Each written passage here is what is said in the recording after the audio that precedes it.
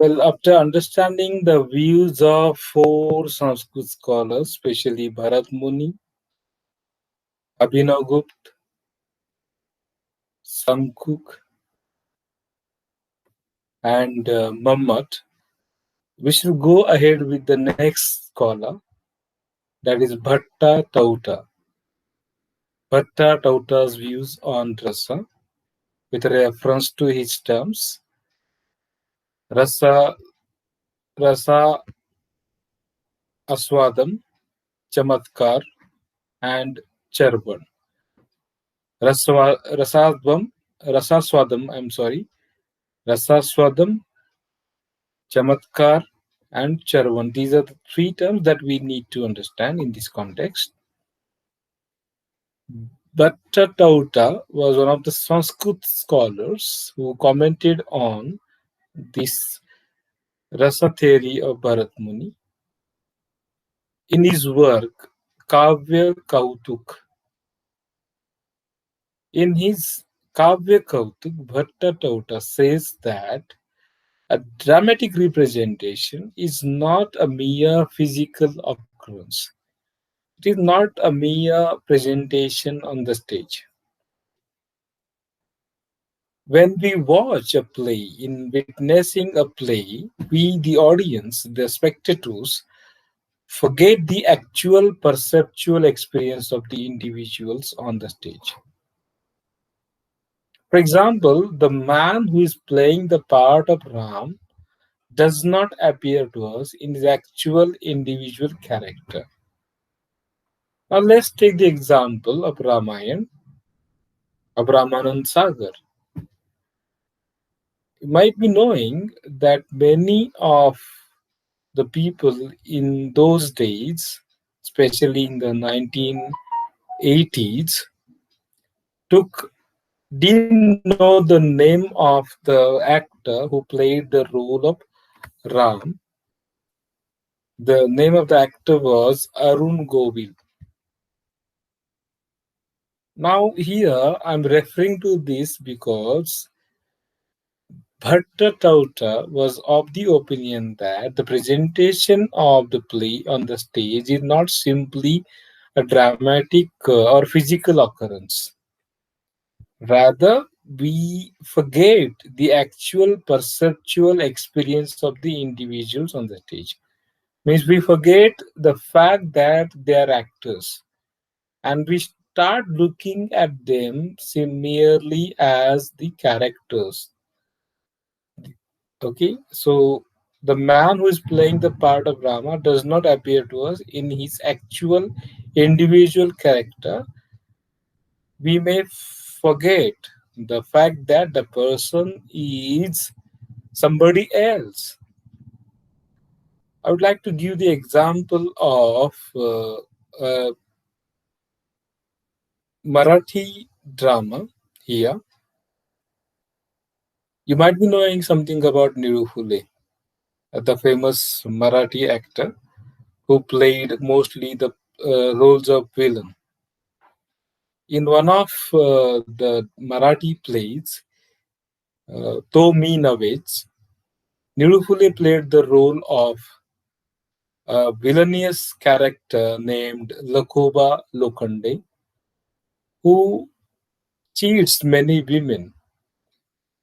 And in the court scene, he tries to prove the fact that he is not the one who is considered to be. And in an incident, one of the women from the audience threw chapel at him. So this was a kind of reward for Nirupali. He thought he was happy to receive that because he thought that that was the award for his acting. Because the audience forgot that he is not the one whom we take as.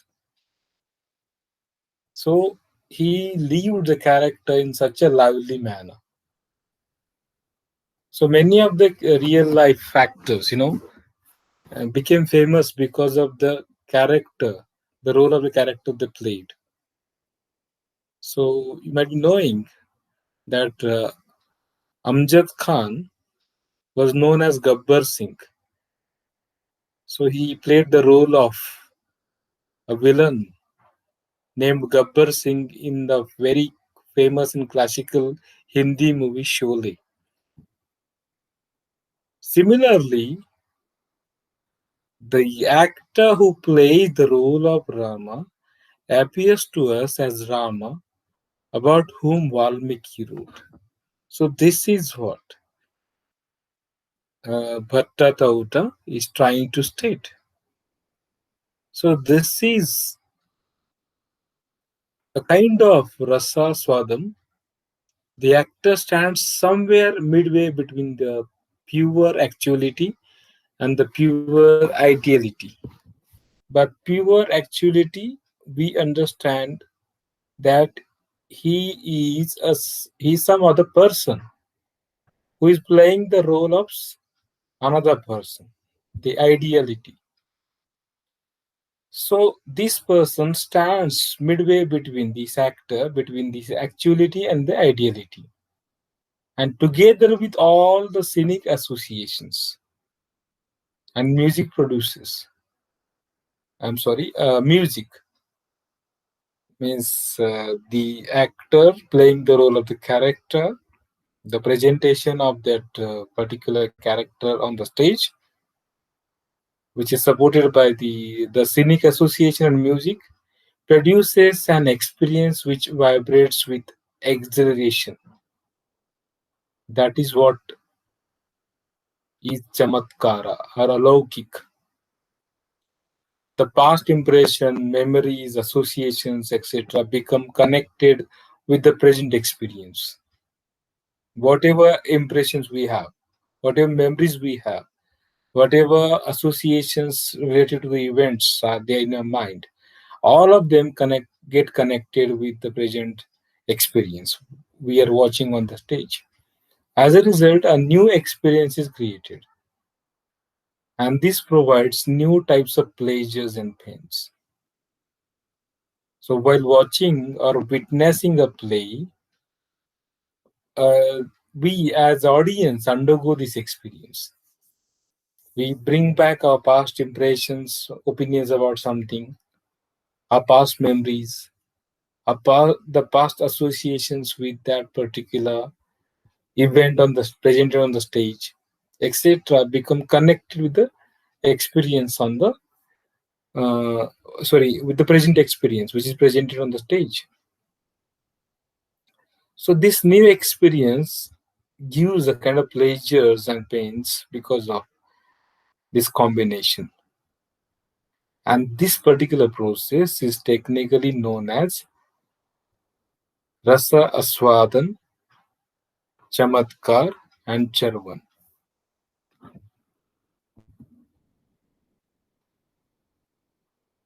He further states that a kind of universalization of poetic art takes place. The Sanskrit term used for this universalization of the poetic art is alaukik or chamatkar. On the stage, the actor who played the role of Rama, as we understood, appears to the audience the Rama of Valmiki's poetic imagination. And along with this particular impression, the stage arrangement, the stage property, the stage spectacle, scenes, etc., and music gives us this impression, makes us think that the person is not the actual person, but we start looking at the person as the actual character, the ideal character, rather. And when we reach to that state, when we get this impression, as I mentioned earlier, the previous experience in the mind of the audience as impression work up independently in association with the suggestion of the dramatic performance. We have already talked about this. And these new impressions, rouse impressions, produce kind of joy, new joys and new what you call pains. And this particular process is called universalization of poetic art. When the writer's emotions become our emotions. For example, Valmiki's idea of Rama becomes our idea of Rama, then time we may say that it is a kind of universalization or the alaukik or chamatkar. So we can talk about different types of universalization. There are two types of universalizations. So first of all, the aesthetic composition presents before our minds an aesthetic situation and an emotion. Now, this aesthetic composition refers to a play written by the author. This play presents before our minds an aesthetic situation and an emotion, aesthetic emotion, that is rasa, which is free from its local character. And secondly, the expression of this artistic enlightenment has a universal character in its manifestation in different minds. So, of course, we may be from different socio-cultural backgrounds. When you read a literature, you try to associate this with your local aspects. But now, let me tell you one example. Let's say Shakespeare writes about King Hamlet, or sorry, Prince Hamlet. Now, whatever situation or whatever background Hamlet is from is not exactly like ours one. But Hamlet is free from that local character because of the artistic imagination. It's as we understood that the way the author presents the character is an example instance of the artistic expression, which is free from personal or individual emotions. These emotions become universal in their nature. And once the author, through his imagination, presents the character, in the next stage, this presented whole, this artistic composition, aesthetic composition, becomes mingled with various types of subconscious and conscious, unconscious feelings, which are lying dormant, which are in the position of what we call sleep, in the minds of various people. They are awakened. It exactly reminds us of Aristotle's theory of mimesis, especially his definition of tragedy. The feeling of pity and fear arises and it causes a kind of catharsis. Here we understand that the emotions which are sleeping in our mind are awakened by the performance, by the artistic presentation. So we do not find any trace of any local character or color with the real objective world around it. So as I mentioned earlier, the character loses or the aesthetic composition loses its local character and becomes universal. Therefore, the work of art becomes a universal phenomenon, and this is called transcendental. To use Sanskrit terms, it is a alaukik or chamatkar.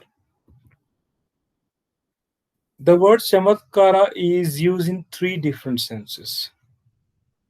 It is used firstly to denote the spatial aesthetic attitude of the mind produced by the commingling of the universal artistic situation and the stirred up emotion motive complexes. The first sense of the term chamatkara is to refer to the spatial aesthetic attitude of the mind produced by means this is what we this is to say that the poetic sense, the understanding of the mind can be referred to as a kind of chamatkar, and this is produced by the commingling, mixing of the universal artistic situation and the emotions or motives, dormant emotions or motives from the subconscious and conscious mind, which are awakened, stirred up. Secondly, it also refers to the aesthetic pleasure arising out of it. So it is exactly in line with the Greek theory of poetry, Aristotle's poetics, I can say.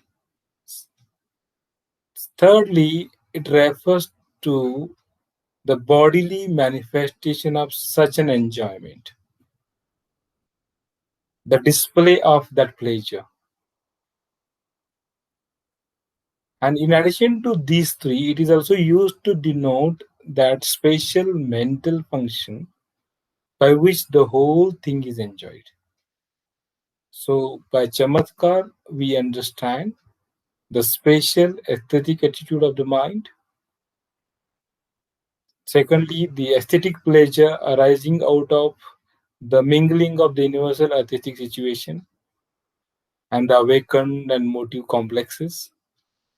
Thirdly, to denote the bodily manifestation, means the physical display of such an enjoyment by laughing, by crying, etc.